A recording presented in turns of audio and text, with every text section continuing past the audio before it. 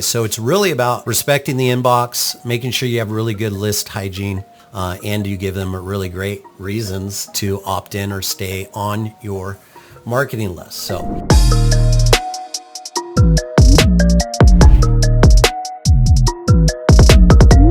hey there, Jesse here. Once again, I got another quick training for you. Today, I'm going to talk with you about email marketing, how to drive a positive ROI with your email marketing efforts, and inevitably, the 3 limiting beliefs I had to overcome in order to drive results with email. For those of you who don't know me, my name is Jesse. I'm the lead designer at Razor Networks, and for the past decade, I've been helping our clients optimize their online environment and automate their customer lifecycle. Today, I'm going to jump into email marketing, give you a little bit of training on this in regards to how we started to drive a positive ROI with email, and inevitably the 3 limiting beliefs that I had to overcome in order to accomplish that. So first and foremost, the primary limiting belief that I had to overcome was that people didn't want to communicate via email as a channel, regardless if it was transactional and or promotional.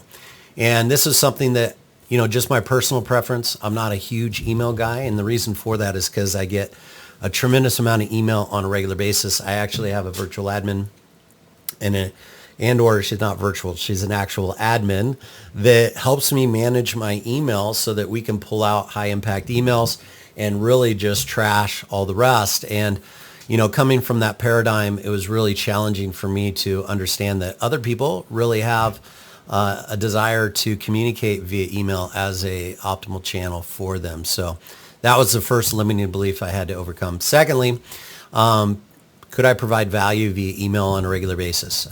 Would that be something that we'd be able to deliver?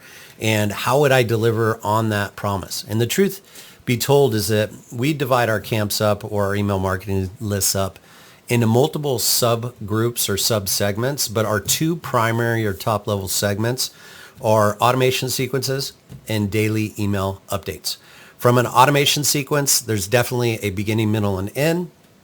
From a daily update sequence, it just talks about what it is that we're up to, our business, our brand, exciting projects, and keep people up to date about the latest and greatest with legacy media and Razor Networks. So that process was that segmentation was kind of the breakthrough that we had in regards to, contacting people and meeting them exactly where they were at. So first and foremost, with our automation sequence, we utilize that in order to filter out people who do not want to communicate via email. We give them a really simple, low-friction process in order to opt out.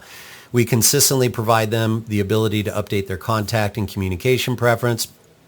And we try to provide value in every single email communication that we send on a regular basis. We call it information or education-based marketing, where we're providing value in every single email, not just information and or promotional information from that, not just blatant, just like non-intentional information and or promotional information, but actual value that can help people move the needle on their business to drive growth and revenue for their organization. So that was kind of the first step. And then the frequency of contact is managed by what bucket these people are in. Of course, if they're in an automation sequence, that has to do with customer lifecycle automation, whether it's lead generation, lead nurturing, the acquisition process, promise or product fulfillment, and or the retention and ascension process. That will pull people out of the daily email because we have a very clear intention and a story that we want to tell without distracting them with our daily email updates. But of course, people have to opt into those sequences and they have to escalate themselves through the customer lifecycle automation. So that was the second step. And then third and finally, this was a limiting belief, am I contacting people too frequently? Is sending an email to them every single day too frequent of a contact methodology when it comes to email? In my experience, the answer to that is no. You can contact people on a daily basis, but only if you do some of the following. First and foremost, you want to make sure that you condition them to receive emails from you on a regular basis. Secondly, you want to provide a low friction process to update contact preferences and or to opt out of your email marketing lists. And third and finally, you want to make sure that you get your domain whitelist whitelisted inside of their email marketing software. If you don't get your domain whitelisted or your email whitelisted inside their email marketing software, after your first couple of emails, you're going to end up in their junk mail and their promotional folder, which doesn't do you any good, and it's kind of a waste of space. So it's really about respecting the inbox, making sure you have really good list hygiene, and then not really being worried about who's on your list and who's not on your list if you give them a really low friction process in order to opt out. And you give them really great reasons to opt in or stay on your marketing list. Hey there, Jesse here, and this is Not a Glitch. I paused your video for a brief announcement. First and foremost, if you've been getting value out of this content, do me a small favor, give us a thumbs up. We appreciate it very much, and it helps us out with the YouTube algorithm. Let them know we know what it is that we're talking about. Secondly, if you'd like to get access to future trainings, go ahead and jump over to our YouTube channel, subscribe, set up notifications so you don't miss a single one. Lastly, all these videos are meant to be interactive. So if you have any questions about the content I'm sharing, good or bad, go ahead and meet me in the comments section and I'll get those handled for you. Now back to your video. So let me show you how we do this from a segmentation inside of Keep. Again, there's a lot of software applications out there that can help you manage your email marketing, Constant Contact, MailChimp, just to name a few. Go High Level. All these have really great tools in order to tag contacts, segment them, and then to only send your communication to the people that have opted in to receive it, and give people the ability to filter themselves out of your marketing list. This really drove our email marketing campaigns from low teens in regards to response rates and open rates and things of that nature, all the way up, and we average right now between 45 and 55% of all of our emails are opened on a regular basis. And the reason for that is because we respect the inbox. We give people a really low friction process in order to opt out and or update their contact preference. And we do it in a way that is specific to what it is they're wanting to receive. So if they opt in to an automation sequence, they only get communication associated with what it is they want to receive, right, on a specific topic or niche. And once they complete that sequence, they've either opted out, they've added us to their email whitelist, and they've been conditioned to receive emails from us on a regular basis so we can move them into our daily update emails where we basically build relationship with them, talk about what it is that we're up to, exciting projects, things that make us feel alive so that they can become part of our community. So inevitably, the way that we do that is we have these tags that we tag all of our contacts with whenever we start a sequence. So regardless of where they're at in the customer lifecycle automation framework, whether they're in lead gen or we're doing customer engagement, re-engagement, or retention and ascension, or if they're in the fulfillment process, there's a beginning, middle, and end to each one of those campaign sequence. So we want to make sure that we tag all those contacts that are actively participating in those.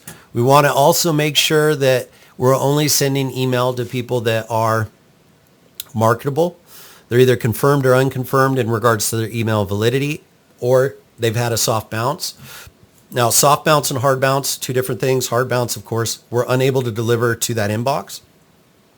Soft bounces go into inboxes that we're unable to deliver at that time, meaning their inbox might be full. The email server might be unavailable at the time that we sent out the email, and it timed out in regards to those emails. So we want to make sure that we segment based off the email status. And then we also want to make sure that we segment into those two groups. Are they actively engaged in a automation sequence, or are they not engaged in that sequence? So what we would do is we'd come in, segment those lists into those two groups, and then we would utilize that in order to build out our email campaign sequences, because then what we can do is quickly and easily, through a saved search that we've created here, we could say, hey, we could do a new search of all the people that aren't on these lists, and that would give us inevitably all the people that aren't bad emails, and also all the people that aren't actively involved in an automation sequence for us to email our daily email updates to, which will keep them up to date on what it is that we're doing and all the exciting new projects that we're rolling out on a regular basis. So this is what the campaign sequence looks like inside of Keep. Of course, we have a trigger tag that kicks off the campaign. We go into email campaign sequence, and then of course the first tag that we apply there is the stage in the customer lifecycle automation framework that we're starting. And then we roll into our different email campaigns.